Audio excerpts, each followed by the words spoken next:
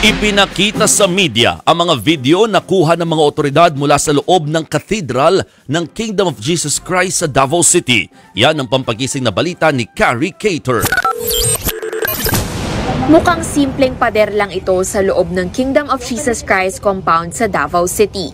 Pero ang pader na yan, meron palang lihim na pinto. Pagbukas niyan, mayroon itong hagdanan pababa. Ayon sa nagbahagi ng video na si Interior Chief Benhur Abalos, papunta yan sa kwarto ng tinutugis na si KOJC Pastor Apollo Kibuloy. Malawak at malaing grandeng kwarto sa hotel ang disenyo. Meron pa nga itong living area. Ipinakita rin sa video ang mismong entablado kung saan idinaraos ang mga misa ni Kibuloy. Bukod dyan, nilibot din ng mga pulis ang basement ng cathedral kung saan under construction pa ang ilang bahagi nito. Meron ding mga makikitang nakahilerang kama. Sa labas, makikita naman ang mga barbed wire at bakal. Bukod sa mga video na yan, ipinakita rin ni Abalos sa media ang hirap na dinaranas ng mga pulis para makapasok. Kita sa video na nilelaser sila ng mga miyembro ng KOJC na nasa loob ng compound. Binugahan din daw sila ng fire extinguisher.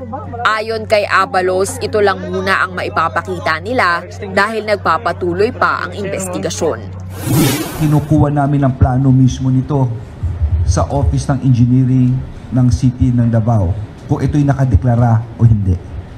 Kasi kung hindi nakadeklara ito, ano ito? Diba? It's a violation. Ba't hindi nakadeklara? Lahat ng intricate things na ginawa at binuupo doon, no? Na pwedeng pagtaguan. So, mabigat po ito. Ininspeksyon din ng Special Action Force ng PNP ang lobby ng cathedral. Sinilip nila ang bawat kwarto para hanapin ang mga akusado. Narating din nila ang basement ng Jose Maria College Foundation na ipinatayo ni Kibuloy. Makikita rito ang hile-hilerang higaan. Maya-maya, isang babae ang kumuha ng video na nakipagmatigasan sa mga pulis.